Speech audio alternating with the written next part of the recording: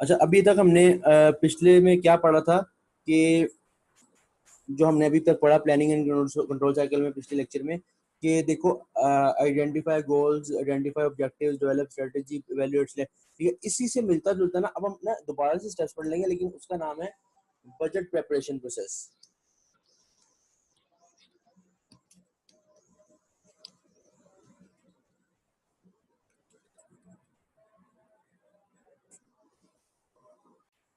Budget preparation process, basically budget preparation process क्या है, ये ना बजट किस तरह बनाया जाता है, बजट बनाने का तरीका क्या होता है, कि एक बिजनेस के अंदर बजट प्रिपेयर किस तरह, प्रोसेस क्या चलता है पूरा, ये किसके थ्रू बजट बनाया जाता है।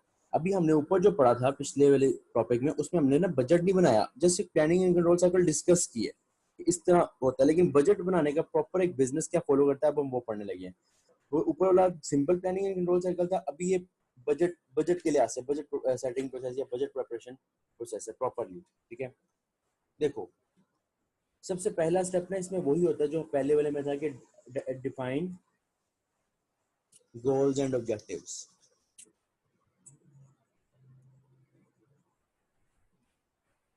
डिफाइन गोल्स एंड ऑब्जेक्टिव्स के आप सबसे पहले ना अपने गोल्स एंड ऑब्जेक्टिव्स को करते हो। मैं दोबारा से नहीं बताऊंगा क्योंकि ऑब्वियसली गोल्स एंड ऑब्जेक्टिव्स हमने डिस्कस कर लिया भाई, गोल्स क्या होते हैं और ऑब्जेक्टिव्स क्या होते हैं, एकदम आपने कर लिया।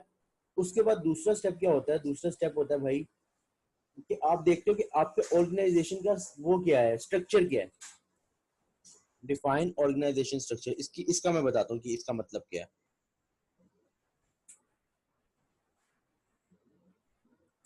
असल में ना ऑर्गेनाइजेशन एक स्ट्रक्चर पे नहीं एक स्ट्रक्चर नहीं होता। कुछ ऑर्गेनाइजेशन होती है जो मैन्युफैक्चरिंग होती है, उनका स्ट्रक्चर क्या होता है कि उनका एक माल आना है, उन्होंने बनाना है और आगे बिकना है। कुछ होती हैं जो रिटेल होती है कि जिनका बना बनाया माल आना है और आगे बेच देना है। कुछ होती हैं जो सर्विसेज होती हैं कि जिनका कोई माल नहीं आना, सिर्फ सर्विसेज प्रोवाइड करनी है। कुछ होती है जिनके अंदर मैन्युफैक्चरिंग प्लस सर्विसेज दोनों होती हैं। कुछ होती है जिनके अंदर रिटेल प्लस सर्विसेज दोनों होती है, मतलब एक कॉम्बो में भी होती है, ऐसा नहीं है कि नहीं होती। ठीक है, तो ये डिफाइन करना है कि आपकी जो कंपनी है उसके वो कैसी, वो उस पर स्ट्रक्चर कौन सा है, स्ट्रक्चर कौन सा, किस स्ट्रक्चर पे चल रहे हो। एक दफा आपने स्ट्रक्चर क्या कहते हैं कर लिया ना, जब आपने एक दफा स्ट्रक्चर डिफाइन कर दिया, उसके बाद तीसरा स्टेप होता है कि आप ना एक आइडेंटिफाई प्रिंसिपल बजट फैक्टर। अच्छा, प्रिंसिपल बजट फैक्टर क्या होता है बेसिकली, ये सुनो। प्रिंसिपल बजट फैक्टर, इसको आम जुबान में लिमिटिंग फैक्टर भी कहते हैं। जिन लोगों ने MA2 पढ़ा होगा ना उनको लिमिटिंग फैक्टर का पता होगा, जिन लोगों ने नहीं पढ़ा उनको लिमिटिंग फैक्टर का नहीं पता होगा। मैं फिर भी ऑब्वियसली बताना है क्योंकि पॉइंट है। प्रिंसिपल बजट फैक्टर होता क्या है, प्रिंसिपल बजट फैक्टर होता है कि वो factor which assigns limit to an organization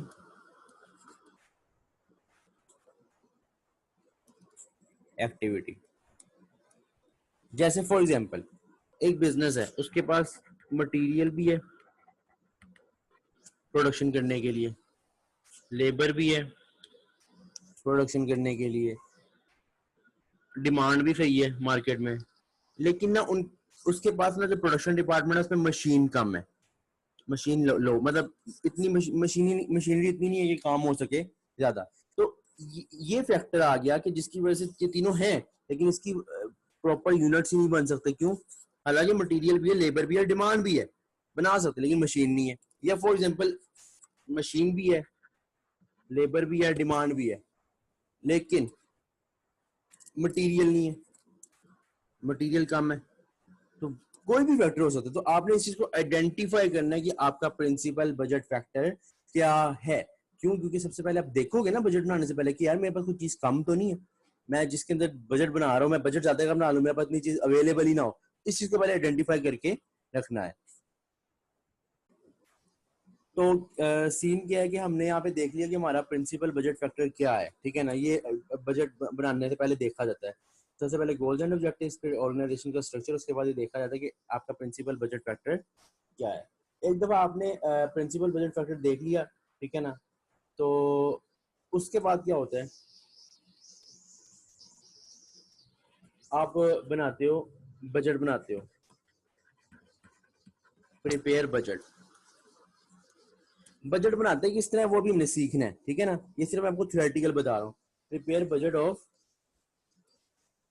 principal budget factor.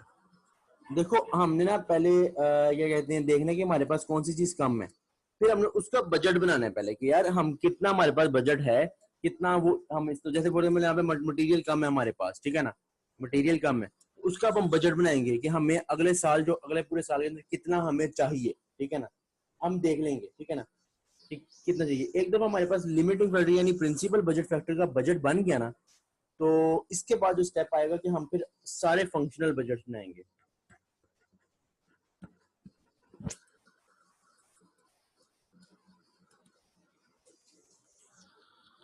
Functional budget हमारे कोर्स में है, हमने बनाना सीखने हैं, ठीक है ना। मैं नेक्स्ट अभी टॉपिक में हम फंक्शनल बजट बनाना सीखेंगे। फंक्शनल बजट क्या है वो मैं आपको फंक्शनल बजट करवाऊंगा प्रॉपर्ली, फिर आपको पता चलेगा शायद ये फंक्शनल बजट्स हैं, ठीक है ना। होगा क्या, यहाँ तक अभी दोबारा से सुनो। सबसे पहले आपने देख लिया कि बिजनेस जो है उसका गोल या ऑब्जेक्टिव क्या है, एक दफा वो देख लिया, उसके बाद आपने देखा भाई कि क्या कहते हैं कि हमारी जो ऑर्गेनाइजेशन उसका स्ट्रक्चर क्या है, किस किस लिहाज से हम बजटिंग करें। फिर तीसरा देखा कि हमारे पास कौन सी चीजें जो कम प्रोडक्शन को या फिर यूनिट्स बनाने को लिमिट करती है, मतलब कम है हमारे पास, उस चीज को आइडेंटिफाई किया और देखा कि हमने कितने पूरे जो जितने साल का हम बजट बना रहे हैं, एक साल का बजट बना रहे हैं, उस लिहाज से हमारे पास कितना बजट है उस लिमिटिंग फैक्टर या उस प्रिंसिपल बजट फैक्टर का, वो हमने देख लिया। उसके बाद हम प्रिपेयर करेंगे सारे के सारे बजट्स। तो असल में जो बजट्स होते हैं, जो प्रॉपर बजट्स होते हैं ना, वो यही होते हैं, ये फंक्शनल बजट्स। ये अभी हमने बनाना सीखने हैं, ठीक है ना। एक मरतबा आपने फंक्शनल बजट बनाना बना लिया, उसके बाद क्या होता है, जब आप बजट बना लेते हो, अभी फंक्शनल बजट पे ना जाओ, ठीक है। अब ये ना देखो फंक्शनल क्या होता है, सिंपल क्या होता है, छोड़ दो, सिर्फ जेन में ये रखो कि बजट बना लिया। 5-6 स्टेप तक हमने क्या किया है, बजट बना लिया खुद से, मतलब मैनेजर्स ने मिलकर बजट बना लिया, यहाँ तक सब कुछ देखभाल के बजट बना लिया। अब क्या होगा, अब छठे स्टेप से क्या होगा कि जो डिपार्टमेंटल मैनेजर जिसने बजट बनाया है ना,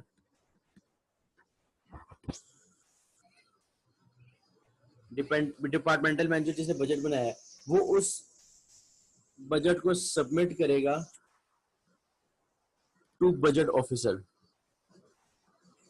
कंपनी में एक बजट ऑफिसर होता है और नॉर्मली अकाउंटेंट्स ही बजट ऑफिसर होते हैं, मतलब जो बजट को देखते हैं एक मरतबा।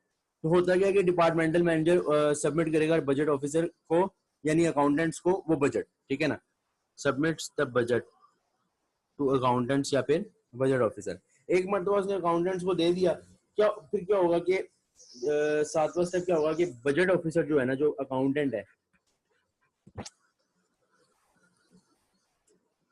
वो उसको देख के ना एक, क्योंकि ना फंक्शनल बजट क्या होते हैं, मतलब अलग अलग बजट होते हैं। फंक्शनल के अंदर सेल्स का अलग होगा, मटेरियल का अलग होगा, लेबर का अलग होगा, इकट्ठा बजट नहीं होता, मतलब एक पेज में नहीं होता। बजट ऑफिसर क्या करेगा, वो बनाएगा मास्टर बजट। मास्टर बजट के अंदर एक प्रॉपर सारा टोटल बजट प्रॉपरली, क्योंकि फंक्शनल बजट अलग अलग होते हैं, मतलब हम जब सीखेंगे तो आपको समझा दूंगा वहाँ पे कि फंक्शनल बजट किस तरह होते हैं। जो बजट ऑफिसर है वो बनाएगा मास्टर बजट, क्या यूज करते हुए, फंक्शनल बजट को यूज करते हुए।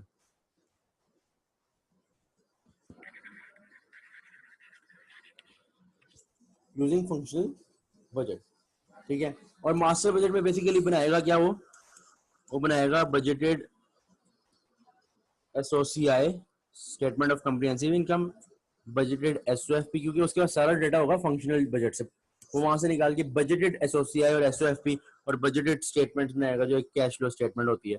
3 स्टेटमेंट्स होती हैं, एसओसीआई, एक एसओएफपी और एक कैश फ्लो। तो वो ये कौन बनाएगा, बजट ऑफिसर बनाएगा। यहां तक अब उसने एक बजटेड कैश फ्लो बना लिया। अब क्या है कि इसके आगे भी स्टेप्स हैं, वो हम करते हैं, उसके लिए अगली वीडियो में आओ। यहाँ तक था हमारे पास जो ये स्टेप है, यहाँ पे इंशाल्लाह नेक्स्ट वीडियो में हम डिस्कस करेंगे अगले पॉइंट्स। तब तक के लिए अल्लाह हाफिज।